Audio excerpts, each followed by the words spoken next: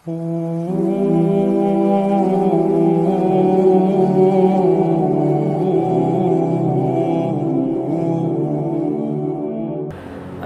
لله وكفى وسلام على عباده الذين اصطفى أما بعد أعوذ بالله من الشيطان الرجيم بسم الله الرحمن الرحيم يا أيها الذين آمنوا كتب عليكم الصيام كما كتب على الذين من قبلكم لعلكم تتقون وقال النبي صلى الله عليه وسلم من صام رمضان إيمانا واحتسابا غفر له ما تقدم من ذنبه او كما قال صلی اللہ علیہ وسلم۔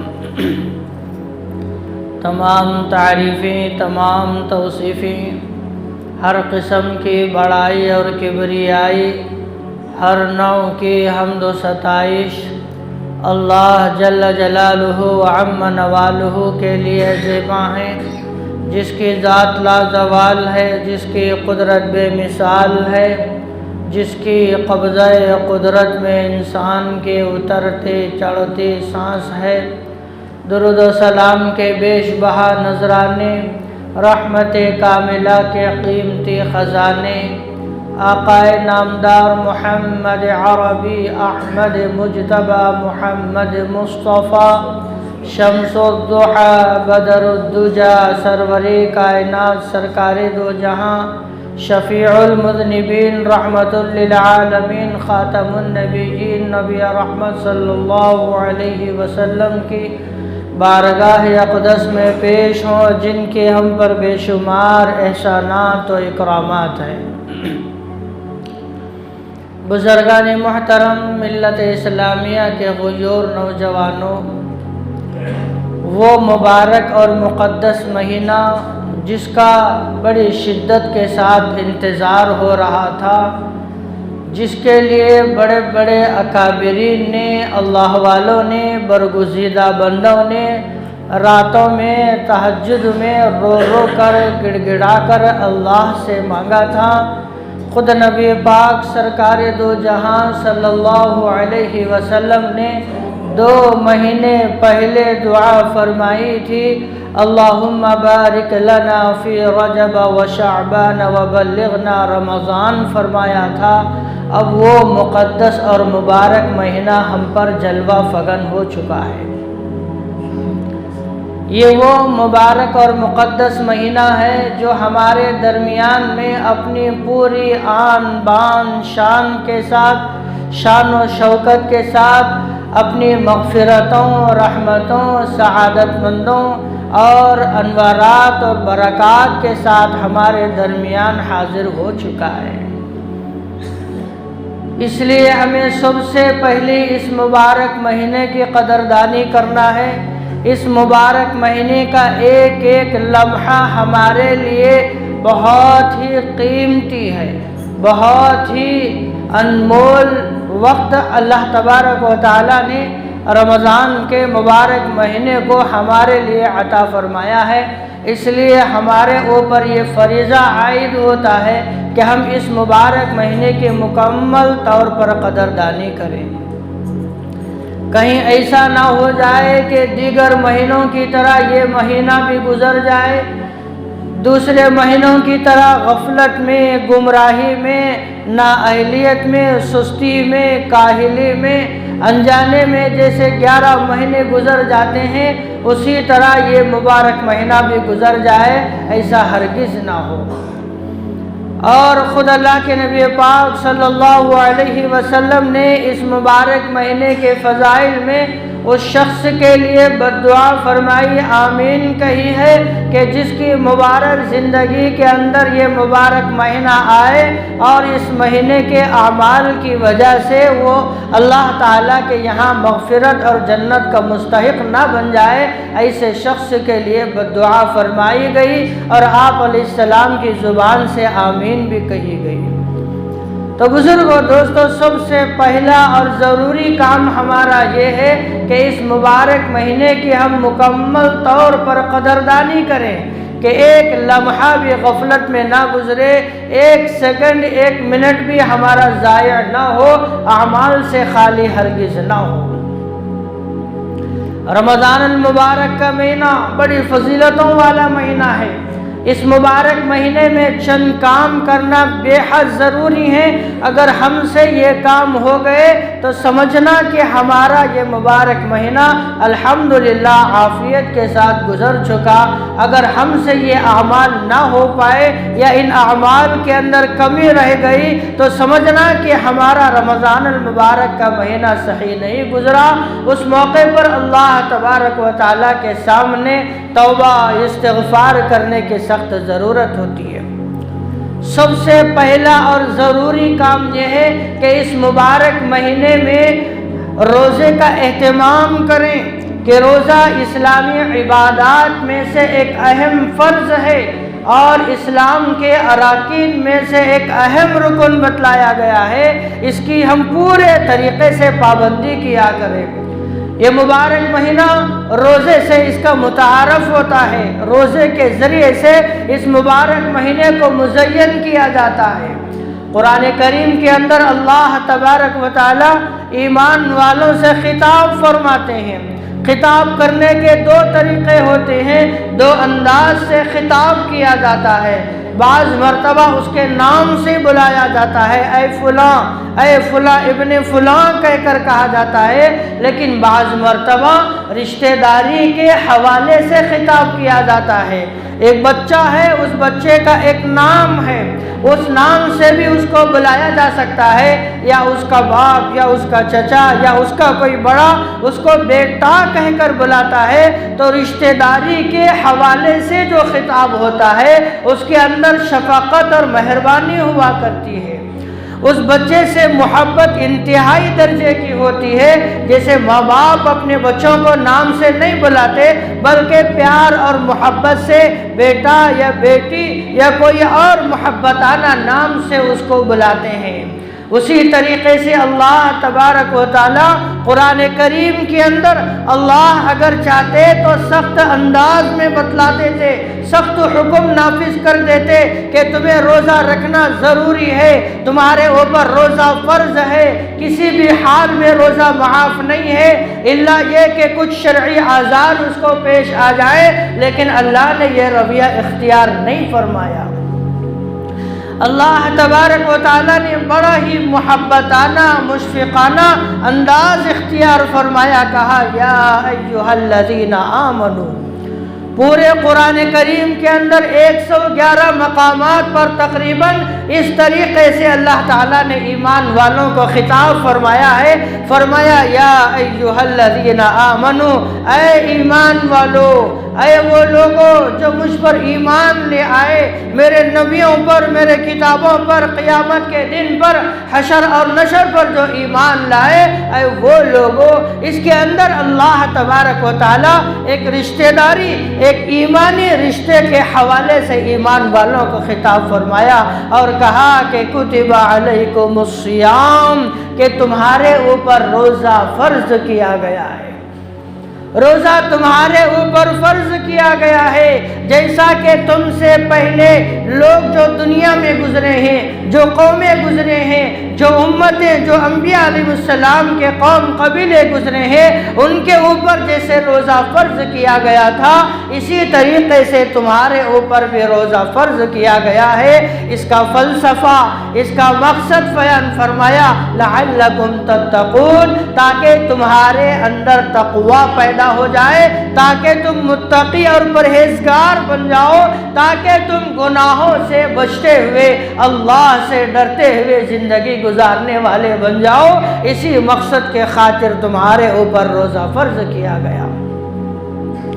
अहादीस मुबारका के अंदर रोज़े के बड़े फ़ज़ाइल गुजरे हैं। फरमाया अस्सियामु जुन्ना, के रोज़ा ढाल है, फला यरफुत वला यजहल, फरमाया रोज़े की हालत में वो अपनी ज़ुबान से बदकलामी ना करे, गाली गलोज काम हरगिज़ ना करे, और फरमाया वला यजहल, कोई जिहालत वाला काम भी ना करे। अगर किसी से उसकी लड़ाई हो जाए या झगड़ा हो जाए तो कहे कि इन्नी साइमुन, मैं रोज़ादार हूँ। आगे अल्लाह के नबी अलैहिस्सलाम ने फरमाया वल्लज़ी नफ्सी बियदी, कसम है उस ज़ात की जिसके कब्ज़े में मोहम्मद सल्लल्लाहु अलैहि वसल्लम की जान है, अल्लाह तबारक व तआला के नज़दीक रोज़ादार के मुँह की बू मुश्क से ज़्यादा पसंदीदा है। उसके बाद अल्लाह के नबी सल्लल्लाहु अलैहि वसल्लम ने रोज़े के बड़े फ़ज़ाइल बयान फरमाए। एक और हदीस में फरमाया गया कि जन्नत के अंदर इन्न फिल जन्नति बाबन यदखुलु मिन्हु साइमून, के जन्नत के अंदर एक दरवाज़ा है युक़ालु लहु रय्यान, जिसको रय्यान कहा जाता है, और उसके अंदर सिर्फ रोज़ेदार ही दाखिल होते हैं। उस दरवाजे से जन्नत में सिर्फ रोज़ेदार ही दाखिल होते हैं। स्पेशल रोज़ेदारों के लिए वो दरवाज़ा बनाया गया है, उस गेट को सजाया गया है। जब वो उसके अंदर दाखिल हो जाते हैं तो फिर उस दरवाजे को बंद कर दिया जाता है। बुखारी शरीफ की हदीस में अल्लाह के नबी सल्लल्लाहु अलैहि वसल्लम ने फरमाया इज़ा दखल शहरु रमज़ाना, फरमाया फुतिहत अब्वाबुस समा व गुल्लिक़त अब्वाबु जहन्नम व सुलसिलतिश शयातीन। जब रमज़ान का मुबारक महीना दाखिल हो जाता है तो आसमान के दरवाज़ों को खोल दिया जाता है और जहन्नम के दरवाज़ों को बंद कर दिया जाता है, और तमाम शयातीन को कैद किया जाता है, उनको जंजीरों के अंदर जकड़ दिया जाता है। एक और रिवायत में अल्लाह के नबी सल्लल्लाहु अलैहि वसल्लम ने फरमाया मन साम रमज़ान ईमानन व इहतिसाबा गुफ़िर लहू मा तक़द्दम मिन ज़ंबिही, जो कोई शख्स रमज़ान मुबारक के अंदर सवाब हासिल करने की नीयत से, अल्लाह को राज़ी करने के इरादे से रोज़ा रखेगा, फरमाया अल्लाह ताला उसके अगले पिछले छोटे बड़े सगीरा कबीरा तमाम गुनाहों को अल्लाह पाक मुआफ़ फरमा देते हैं। रोज़े के और भी बड़े फ़ज़ाइल हैं। एक जगह फरमाया अस्सौमु ली व अना अजज़ी बिही, रोज़ा ख़ास मेरे लिए है और मैं खुद उसका बदला देता हूँ। बाज़े मुहद्दिसीन ने इसको मजहूल पढ़ा है व अना उज्ज़ा बिही, यानी रोज़े का बदला मैं खुद हूँ। चूँकि रोज़े की हालत ऐसी होती है कि अल्लाह तबारक व तआला से डर कर ज़िंदगी गुजारी जाती है। आदमी बाज़े मकाम पर ऐसे होता है कि उसको कोई देखने वाला नहीं होता। आदमी चाहे तो खा सकता है, चाहे तो पी सकता है, चाहे तो वह अपनी नफ्सानी ख्वाहिश पूरी कर सकता है, लेकिन वह इस वजह से रुक जाता है कि मेरा अल्लाह मुझे देख रहा है, अल्लाह की नज़र मेरे ऊपर है। अगर मैं खा लूँगा, पी लूँगा और मैं अपनी ख्वाहिश पूरी कर लूँगा, दुनिया की नज़रों से तो बच जाऊँगा, लेकिन आकमुल हाकिमीन की नज़रों से हरगिज़ नहीं बचूँगा। इस डर की वजह से, खौफ की वजह से बंदा जो है इन चीज़ों से रुक जाता है। तो अल्लाह फरमाते हैं व अना उज्ज़ा बिही, मैं खुद रोज़े का बदला हूँ। तो बुजुर्गों, दोस्तों, हमें चाहिए कि हम रोज़े का एहतमाम करें, अपने मामूलात के अंदर थोड़ा सा कमी बेशी करें या आगे पीछे करें, लेकिन रोज़ों का एहतमाम ज़रूर किया करें। जिस तरीक़े से नमाज फ़र्ज़ है, जैसे ज़कात फ़र्ज़ है, जैसे हज बैतुल्लाह फ़र्ज़ है, इसी तरीक़े से रोज़ा अल्लाह तबारक व तआला के लिए ये भी फ़र्ज़ है, इसका भी एहतमाम बेहद ज़रूरी है। इसके अलावा एक दूसरा काम, पहला काम तो हमारा ये है कि हम रोज़े का एहतमाम किया करें, और दूसरा काम इस मुबारक महीने में ये है कि हम कुरान करीम की तिलावत का एहतमाम किया करें। एक बड़ा मजमा ऐसा होता है जो कुरान करीम को जानता है, जो अरबी पढ़ना जानता है, लेकिन इसके बावजूद नहीं पढ़ता, तो बड़े अफसोस के साथ कहना पड़ रहा है, चूँकि इस मुबारक महीने को कुरान करीम के साथ एक ख़ास ताल्लुक़ है। जितनी भी आसमानी کتابوں کو اللہ تعالیٰ نے نازل فرمایا ہے وہ رمضان المبارک کے مہینے میں نازل فرمایا ہے. چاہے تورات ہو، زبور ہو، انجیل ہو، صحف ابراہیمی ہو، صحف موسیٰ ہو، جتنی بھی کتابیں آسمانی اتری ہیں وہ جو ہے وہ شہر رمضان المبارک کے مہینے میں اتری ہیں. قرآن کریم میں اللہ نے اعلان بھی فرما دیا شہر رمضان الذی انزل فیہ القرآن، رمضان کا مبارک مہینہ جس میں قرآن کریم کو نازل کیا گیا. کون سا قرآن؟ وہ قرآن جو ھدی للناس، لوگوں کے لیے ہدایت ہے، لوگوں کے لیے واضح دلائل ہیں. ایسا قرآن رمضان کے اندر نازل ہوا ہے. اسی لیے اللہ کے نبی صلی اللہ علیہ وسلم کا معمول تھا کہ آپ جو ہے قرآن کریم کا دور فرمایا کرتے تھے. بعض روایتوں سے معلوم ہوتا ہے کہ رمضان المبارک کی ہر رات میں حضرت جبرائیل امین آسمان سے تشریف لاتے اور اللہ کے نبی صلی اللہ علیہ وسلم کے سامنے آتے اور وہ آپ کو قرآن سناتے اور آپ علیہ السلام جبرائیل امین کو قرآن سناتے. اس طریقے سے دونوں کے درمیان میں قرآن کریم کا دور ہوا کرتا تھا. اتنا ہی نہیں، اگر آگے بڑھ کر دیکھیں تو بعض اللہ والے بزرگان دین، ائمہ اعزان اور اسلاف کے واقعات کو پڑھ کر دیکھیں کہ وہ جو ہے قرآن کریم کا اس مبارک مہینے میں بہت اہتمام کیا کرتے تھے. حضرت امام اعظم ابو حنیفہ رحمۃ اللہ علیہ کے متعلق کتابوں کے اندر لکھا ہے کہ رات میں ایک قرآن ختم کرتے، دن میں ایک قرآن ختم کرتے اور تراویح کے اندر پورے مہینے میں ایک قرآن ختم کرتے. اس طریقے سے صرف رمضان المبارک کے ایک مہینے میں 61 قرآن کریم کو ختم فرمایا کرتے تھے. حضرت مولانا الیاس صاحب رحمۃ اللہ علیہ کی والدہ ماجدہ روزانہ رمضان المبارک کے مہینے میں روزانہ 40 پارے قرآن کریم کی تلاوت کرنا ان کا معمول بتلایا جاتا ہے. اور بھی بڑے بڑے بزرگان دین کے واقعات ہیں. یہ واقعات صرف سننے کے لیے نہیں ہے بلکہ یہ عمل کے لیے ترغیباً بتلائے جاتے ہیں تاکہ ہمارے اندر بھی قرآن کریم کی تلاوت کا جذبہ پیدا ہو جائے. قرآن کریم کو پڑھنے کی کوشش کریں، فکر کریں. پڑھنا چاہتے ہیں تو پڑھیں، اگر پڑھنا نہیں آتا تو کوشش کریں کہ قرآن کریم کو سیکھ جائیں. اگر وہ بھی نہ ہوتا تو پڑھنے والوں سے قرآن کریم کو سنیں. اچھا موقع ہے کہ تراویح کے اندر قرآن کریم کو سنیں، لیکن ایک بڑا مجمع بڑی تاخیر سے آتا ہے. پہلی رکعت ختم ہوتی ہے، رکوع میں جانے سے پہلے آ کر رکعت باندھ لیتے ہیں، سیدھا رکوع میں چلے جاتے ہیں. نماز ہو جاتی ہے لیکن قرآن ہمارا ناقص ہو جاتا ہے.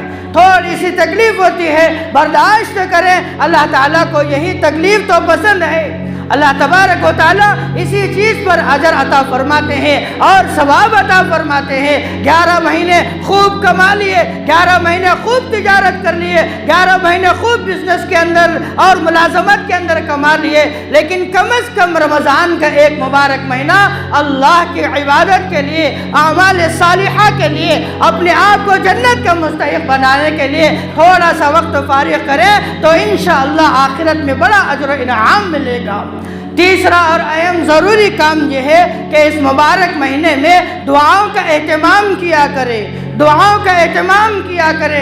بہت سارے احباب نماز پڑھتے ہیں، سلام ہوتی فوراً نکل جاتے ہیں، پتہ نہیں ان کی ٹرین چھوٹ جا رہی ہے یا وہ ان کا ایئرپلین نکل جا رہا ہے. ایسے چلے جاتے ہیں جیسے نماز سے ان کا کوئی تعلق نہیں ہے. کیا گزر جاتا؟ 2-4 منٹ بیٹھ جائیں نماز کے بعد اللہ سے دعا مانگنے. مزدور جب مزدوری کرتا ہے تو بغیر پیسوں کے جاتا نہیں ہے. جب تک اس کو ٹھیکیدار پیسے نہیں دیتا وہ شام تک انتظار کرتا ہے اور اپنی مزدوری لے کر جاتا ہے. حدیث پاک کے اندر آتا ہے کہ نمازوں کے بعد دعا کی مقبولیت کا وقت ہوا کرتا ہے، لہذا دعاؤں کا اہتمام کرے.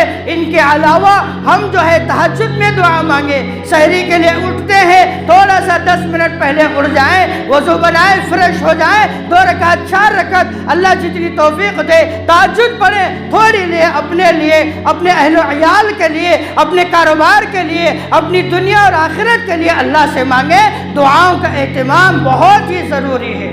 آج بڑا المیہ ہمارا یہ ہے کہ دعا مانگنے میں بڑی سستی لگتی ہے، بہت ایسا محسوس کرتے ہیں جیسے ہم نے اپنے سر کے اوپر پہاڑ لے لیا ہو۔ ہرگز نہیں ہے۔ اللہ تعالیٰ فرماتے ہیں وَإِذَا سَأَلَكَ عِبَادِي عَنِّي فَإِنِّي قَرِيبٌ أُجِيبُ دَعْوَةَ الدَّاعِ إِذَا دَعَانِي، جب میرا بندہ مجھ سے سوال کرتا ہے، مجھ سے مانگتا ہے تو میں اس کے قریب ہو جاتا ہوں، میں اس کو وہ چیزیں عطا کرتا ہوں جو وہ مجھ سے مانگتا ہے۔ یہ رمضان کی مبارک گھڑیاں ہے، یہ رمضان کے انوارات اور برکات کا ماحول ہوتا ہے، اس لیے دعاؤں کا اہتمام کریں، اپنی بیماریوں کی شفا اللہ سے مانگے، اپنے ٹینشنوں کو دور کرنے کے لیے اللہ سے دعائیں مانگے، ہماری جو ضرورت ہے اس ضرورت کو اللہ کے سامنے رکھیں۔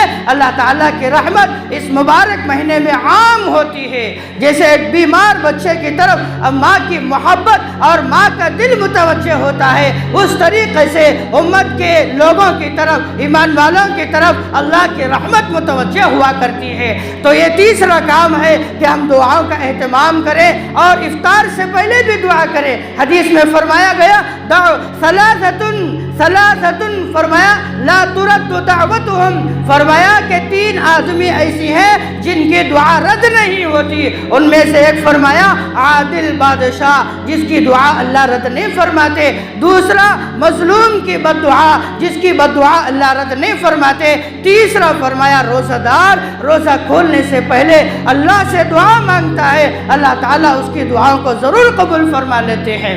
تو بزرگ اور دوستوں ہمیں چاہیے کہ ہم دعاؤں کا اہتمام کریں، اور چوتھا اور ضروری کام یہ ہے کہ اس مبارک مہینے کے اندر ہم صدقات کی کثرت کریں۔ اللہ نے ہمیں جتنا مال عطا فرمایا ہے اس میں سے تھوڑا تھوڑا کر کے ہم اللہ کے راستے میں خرچ کریں۔ بہت سارے سفراء حضرات ہمارے سامنے آتے ہیں، مسجدوں کے تقاضے ہمارے سامنے آتے ہیں، غرباء، یتامى، مساکین، ان کے مسائل ہمارے سامنے ہوتے ہیں۔ اللہ نے ہمیں جتنی استطاعت عطا فرمائی ہے اس کے مطابق اللہ کے راستے میں خرچ کریں۔ حدیث پاک میں آتا ہے کہ اللہ کے نبی صلی اللہ علیہ وسلم رمضان کے مبارک مہینے میں کثرت کے ساتھ سخاوت فرمایا کرتے تھے، کثرت کے ساتھ اللہ کے راستے میں مال کو خرچ کیا کرتے تھے۔ اس لیے بزرگوں دوستو ہمیں چاہیے کہ یہ سفراء ہم تک پہنچتے ہیں، ہماری دکان تک آتے ہیں تو ان کا ہمارے اوپر احسان سمجھیں۔ قیامت کے قریب ایک زمانہ آئے گا، قیامت کی نشانیوں میں سے ایک نشانی یہ ہے کہ آدمی اپنی زکوٰۃ کا مال لے کر اپنے گھر سے نکلے گا، شام تک پھرے گا، لیکن اس کی زکوٰۃ لینے والا ایک آدمی بھی نہیں ملے گا۔ واپس شام کو اپنے گھر آئے گا، وہ زکوٰۃ کا مال واپس لے کر آئے گا۔ کہیں ایسا نہ ہو جائے کہ ایسا وقت ہمارے درمیان میں آ جائے، بہت سارے مسائل لے کر لوگ ہمارے پاس آتے ہیں، ان کو حقیر نظروں سے نہ دیکھا کرے، ان کے ساتھ ذلت آمیز رویہ ہرگز اختیار نہ کرے۔ بعض احباب ہوتے ہیں ہم ٹینشن میں ہے، گراہک میں ہے، بعد میں آئیے، بعد میں آتے ہیں، پھر کہتے ہیں بعد میں آئیے، صبح سے شام، شام سے صبح ان بیچاروں کو پھرایا جاتا ہے اور بڑی مشکل سے دیتے ہیں تو 50 روپے یا 20 روپے یا 100 روپے دے کر ان کو ختم کر دیتے ہیں۔ ایسا ہرگز نہ کرے، اگر آپ دے سکتے ہیں تو دے، ورنہ تو اچھے طریقے سے ان کا اکرام کر کے کہیں کہ اس مرتبہ میرے یہاں گنجائش نہیں ہے، انشاءاللہ آئندہ مرتبہ اگر موقع ہو تو ہم آگے بڑھ کر اللہ کے راستے میں خرچ کریں گے۔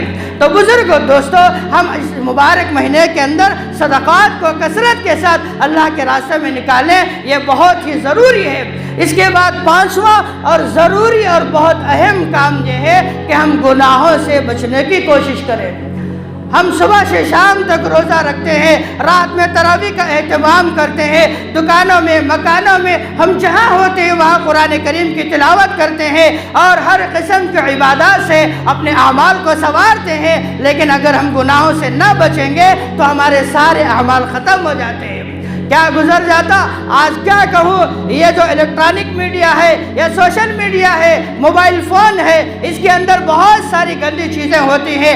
آدمی روزے کی حالت میں ہوتا ہے، ٹائم پاس نہیں ہوتا ہے تو آدمی مجبوراً موبائل کی طرف جاتا ہے اور موبائل کے اندر ادھر ادھر کی چیزیں دیکھتا ہے، جس کی وجہ سے روزے کی پوری نورانیت ختم ہو جاتی ہے، عبادات کی پوری روحانیت ختم ہو جاتی ہے۔ اس لیے اس موقع پر ہمیں ضروری ہے کہ گناہوں سے بچیں اور اہتمام کرے۔ صرف بھوکا، پیاسا اور نفسانی خواہشات سے بچنے کا نام روزہ نہیں ہے، بلکہ اللہ تعالیٰ کی طرف سے جو ناپسندیدہ چیزیں ہیں جن سے بھی اللہ ناپسند فرماتے ہیں، اللہ کے رسول صلی اللہ علیہ وسلم ناپسند فرماتے ہیں، ان تمام چیزوں سے بچنے کا نام اصل روزہ ہے۔ یہ تو ٹریننگ دی جاتی ہے رمضان میں کہ پورا سال تمہیں ایسے رہنا ہے کہ گناہوں سے بچنا ہے، بدنگاہی سے بچنا ہے، جھوٹ سے بچنا ہے، لڑائی جھگڑے سے بچنا ہے، گالی گلوچ سے بچنا ہے، سود خوری حرام خوری سے بچنا ہے، اور دوسروں پر ظلم کرنے سے بچنا ہے۔ یہ رمضان کے مبارک مہینے میں ٹریننگ دی جاتی ہے، کوچنگ دیا جاتا ہے، تاکہ پورے سال بھی تم ایسے گزارو جیسے رمضان کے مبارک مہینے کو گزارتے ہو۔ تو ایسے موقع پر ہم سنتوں کو بھی اہتمام کرے کہ مسواک کا اہتمام کیا کرے، اور والدین کے ساتھ حسن سلوک کا معاملہ کرے، گھر والوں کے ساتھ اچھا سلوک کرے، بچوں کے ساتھ بڑی شفقت کا معاملہ کرے۔ اسکول کے چھٹیاں ہو چکے ہیں، ہر گھر میں بچے ہوتے ہیں، بچے ستاتے ہیں، لیکن ماں باپ ان کو مارتے ہیں یا ان پر غصہ کرتے ہیں یا ان کو ڈانٹتے ہیں۔ ہرگز ایسا نہ ہو، بلکہ بچوں کے ساتھ شفقت کرنا یہ اسلام کی بہترین تعلیمات میں سے ہے۔ اس لیے ہمیں چاہیے کہ اس مبارک مہینے کے اندر ان 4-5 باتوں پر عمل کرے تو انشاءاللہ ہمارا یہ رمضان کا مبارک مہینہ اچھے طریقے سے گزر جائے گا۔ اللہ تعالیٰ سے دعا ہے کہ اللہ تعالیٰ ہمیں عمل کی توفیق عطا فرمائے۔